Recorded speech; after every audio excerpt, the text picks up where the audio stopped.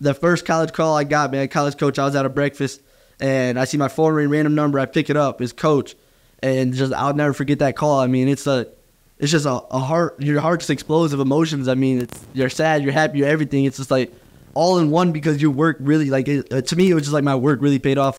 Hey, line for line, ain't no comp in this rap neither. You waiting line for line, they keep doing numbers. I gave them the game, trust we live for the summer. Got doctors and artists and athletic speakers. Come learn from my come up, I'm better than P. I'm in love with the grind, I'm in love with the culture. Do this for the fam, do this for Kenosha. You know I got you, Kenosha. If you got the vision, then come a little closer. Let's get it together, line for line with the soldiers. I'm in love with the grind, I'm in love with the culture. Do this for the fam, do this for... All right, welcome back to a very special episode of Line for Line podcast. I'm your host with the most, Devon Booker. We have a very special guest in the building today. We have Mr. Elijah Griffin in the building. Elijah, how you feeling? I'm feeling good. Thanks for having me today. Of course. When we start our podcast, we do the most cliche thing ever. We just tell the people just a little bit about us. So go ahead and reintroduce yourself to the world since a lot of them know you. Hi, I'm Elijah Griffin. I'm a class of 2025. I'm a junior at Westosha Central, incoming senior. I play basketball for the basketball team, and I'm a basketball player. Yes, sir. How does it feel getting ready to head into your senior year, young man, for that last ride? I mean, exciting, but also nervous. It's exciting because there's so much looking forward to my last year. Like, it's ready to get into college, but it's also nerve-wracking because, like, we lost 7 guys. So, I mean, we have a new roster. We have some young guys coming up. So, it's nervous to really look. It's like my last year. I want to have a good year. So, Of course. Can you just help us understand what that conversation will be like once you get into practice and letting the guys know, let's do this together. This is your last ride. You're going to give it all you got. How are you going to help motivate them? It's definitely going to be, a group effort. I mean, we're going to have to come together and agree as a team to bust our butts and make this last year special, not just for me, but for the other seniors on the team as well. So, a group effort, coming to practice every day committed, and, really sticking together will be the key to doing that. Of course. Now, a lot of people at home, they know that you were basically varsity since you walked in the door. Can you just tell us a little bit about the hard work and the dedication that went into that and to continue working so you improve as well?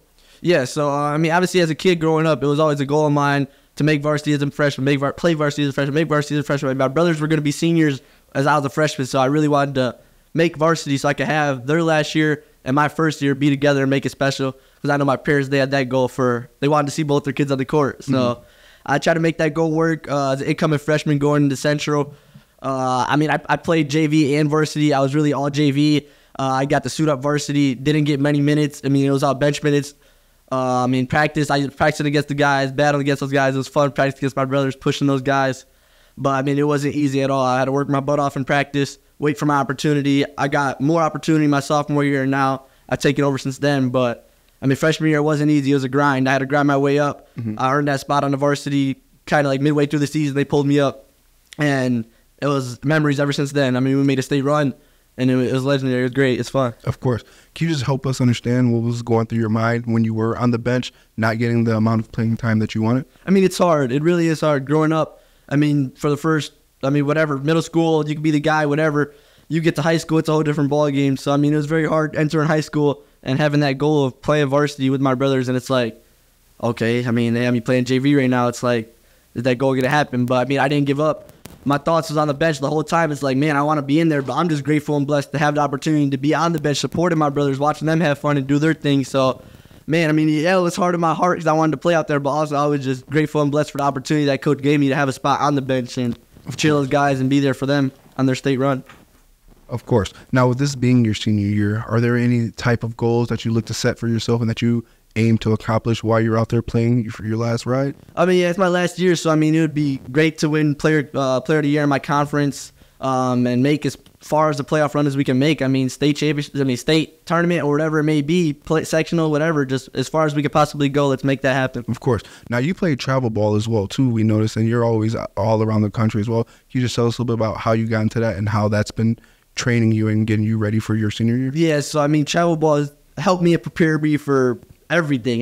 Without travel ball, I don't know the player I'd be, but, I started up since I couldn't remember. I remember 3rd grade playing up, 5th grade, 2nd grade playing up as well. So it's like I couldn't remember when I started playing. I played travel ball my whole life, and it's helped me crazy ways. It's a whole different ball game, just way faster paced. The athletes are way crazier, and it's like so just playing against those guys, it really does better you can be, because you're getting better. You come back and then you play hometown kids. It's not the same at all. Of course. Now you get to see like some NBA player kids and everything like that, kids who have been all around the world with it since they were little. Can you just tell us a little bit about how you match up against the competition and why you feel like you belong out there with them? Yeah, so for sure. There is, plenty 5-star recruits and NBA players, kids, and all that. So, I feel like I hold my own out there. Obviously, if I didn't, I wouldn't have the opportunity to play out there. Mm-hmm. So, I feel like I do a pretty good job. Yes, it's way different. Every kid out there could play. It's not one weak link out there. So, it's definitely challenging at times, but I try my hardest to definitely hold my ground and play my own game out there. Of course. Now, can you just mention a couple of names of the kids who have been the best at basketball that you've had the chance to face out there on the court? Oh, yeah, there's so many. It's hard to name, but I can name so Monday will be King Grace, I think how you say his last name. He's plays on the Under Armour circuit, bucket getter, man. Mm-hmm. Super tough. And then obviously a big one that probably everybody knows was Cooper Flagg. Oh, yeah. I've played him multiple times, and dude's just unstoppable. Yeah. So, we got, Evan Amari Allen, 4-star, Green Bay. That's my boy, but he's tough too. We just played him. Yeah, he's a bucket. Oh, you just played him? Yeah, we just played him in the Apples tournament. Nice. How'd that go for you? It was a good run. It was a great game. We ended up losing it by a few points, but we were right there. It was back and forth all game. Of course. Now, for those people at home who want to draw some motivation from this interview, can you just tell us a little bit about the mindset when you do lose a game, and how is it that you keep yourself head in the game and keep your head up? So for the next game, it's always my mindset is keep it after a loss is next game. Yeah, that loss sucks. You can reflect on that loss, but you can't sulk on that loss. You start sulking on that loss, you come out the next game, you're still thinking about the last game. It's just next game, next shot mentality. So you lose that game, it's instantly next game. We got to come. We know, reflect on that game, think about what we got to do better, and then boom, we know what to come do next game. It's all about the next game. Can't worry about that loss that you just lost on. Of course. Now, with this being your last year, can you just help us understand how you deal with the criticism? Because obviously we know the ball is run through you. We know you're the bucket getter. Everyone's eyes are always on you.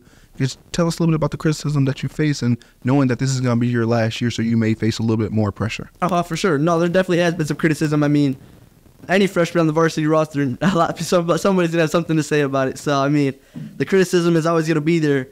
Nobody's opinion matters. It's all about me. So, it doesn't. No opinions matter. Nobody else's opinion matters. Stick to the course I've got. Just go that path. Of course. What motivation would you give to the underclassmen who are getting ready to start the program, who are already in the program as well, to keep their head up and continue to ball out once you're gone? Just keep working. It's really a work in progress. Your work will pay off if you work. Just get in the gym, whatever, at home, go to the gym, get that work in, and your time will come, I'm telling you. Of course.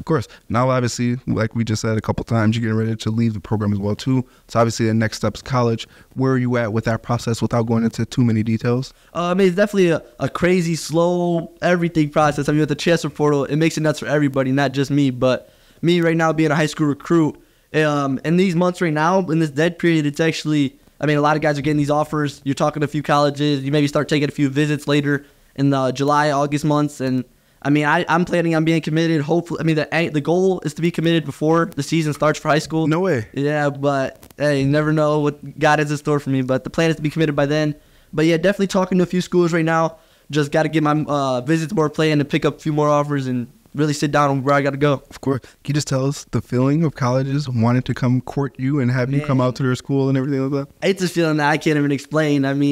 I don't think anybody can explain it, man. The first college call I got, man, college coach, I was at a breakfast, and I see my phone ring, random number. I pick it up. It's coach. And I'll never forget that call. It's just your heart just explodes of emotions. You're sad, you're happy, you're everything. It's just all in one, because your work really, to me, it was just my work really paid off. I was doing this for so long. I put so much into it.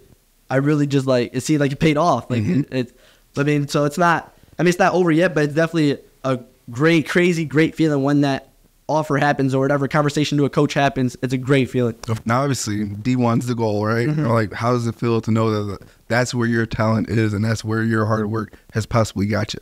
It would be crazy. It's crazy to know that D1 coaches actually want you. So, when the college coach calls you and they want you, it's I'm at the point where it's what are you waiting on? If they want you, it's you kind of got to take it. Yes, sir.